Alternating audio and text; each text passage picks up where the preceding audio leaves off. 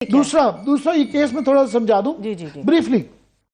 Avon fields में क्या था, 92-93 से ये रह रहे थे और वहाँ भी वाले साहब के ऊपर डाल दिया कि जी जो 97 के अंदर 1999 में हसन का इंटरव्यू बीबीसी में हुआ।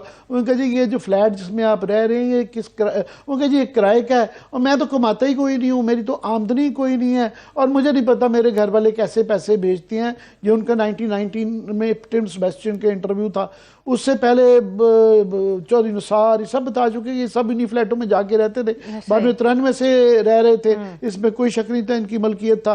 फाइनली जो 2006 में वो इन्होंने ओन किया तो उसमें भी ये स्टोरी बनाई। स्टोरी क्या थी अब देखें, इसमें कोई मानने वाली बात है कि जी मियाँ शरीफ ने जब ये पैसों का बताया कि हमारे ये फ्लैट हैं, मैंने कतर में ये पैसे भिजवाए थे, उन्होंने हुसैन नवाज को बताया, उन्होंने जिंदगी में किसी बेटे को नहीं बताया, किसी और को नहीं बताया। एक दिन मरने से पहले उन्होंने हुसैन नवाज को बताया। ये अदालत के अंदर जो इनकी स्टोरी है ये है कि बेटा मैंने ना पैसे वहाँ पे कतर में इन्वेस्टमेंट की हुई है, तो उनसे पता चला कि जिन अपार्टमेंट में हम जो है 15 साल से रह रहे थे वो तो हमारे ही थे, वो तो दादा ने जो है उसकी कीमत अदा कर दी थी। अब ये क्या इसके ऊपर कहेंगे, और जाहिर है फिर वो शवाहिद नहीं है, नैब है और ये जो है तो बस ठीक है अल्लाह। मगर ये कहना कि जी पनामा के अंदर कोई सबूत नहीं मिले, कामे के ऊपर हमें निकाल दिया, वो भूल जाते हैं कि पहले 3 जजेस ने 5 में से उनके जी काफ़ी एविडेंस मौजूद है, यही काफ़ी है इनको सजा देने के लिए।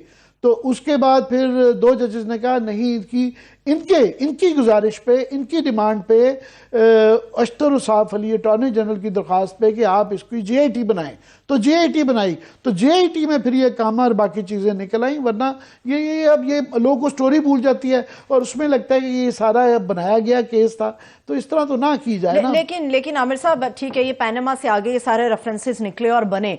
मैंने आज बहुत सारे जो माहिर कानून है उनको सुना, तमाम किसी का ये था कि जी फैसला मेरिट पे आया, किसी ने कहा नहीं जी उजलत के अंदर ये अदालत की तरफ से फैसला है। मगर जो एक एक तरफा जुमला था वो तमाम की तरफ से वही था, वो ये था कि जो नैब ने रेफरेंसेस बनाए थे ये तो सुप्रीम कोर्ट के हुक्म पे बनाए थे, तो ये सब तलवारें जो थी सुप्रीम कोर्ट की। और इरफान कादिर साहब ने कहा कि जुडिशियल रिफॉर्म ना किए तो पाकिस्तान को आप गैर आईनी रास्ते पे डाल देंगे। इनको एक जो है एक बड़ा सर्कमस्टेंशियल एविडेंस था, इन्होंने अपने इनके बयानात के अंदर तजाद था, मगर एक टेक्निकल ग्राउंड के ऊपर इनको जो है नाअहल करार दिया था, मगर फिर कहा था कि ट्रायल कोर्ट के अंदर इनका ट्रायल किया जाए।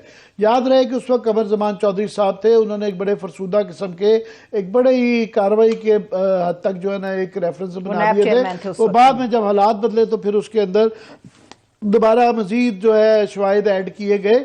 तो बस ये है कि 5 साल नैब ने लगाने के बाद चलें फर्ज करें कि नैब गलत थी, तो वो कम से कम नैब के उन लोगों को तो टांग देना चाहिए ना कि जो 5-5 साल से आपका हमारा अदालतों का, वकीलों का, आवाम का वक्त ज़ाया करते रहे। ये एक तरीकाकार बन गया, मजाक है ना। और आखिर में फोटोस्टेट पेश कर दे जब छोड़ना हो तो ये यूं करके हो जाता है, जब ना छोड़ना हो तो सालों तक लटके रहते हैं।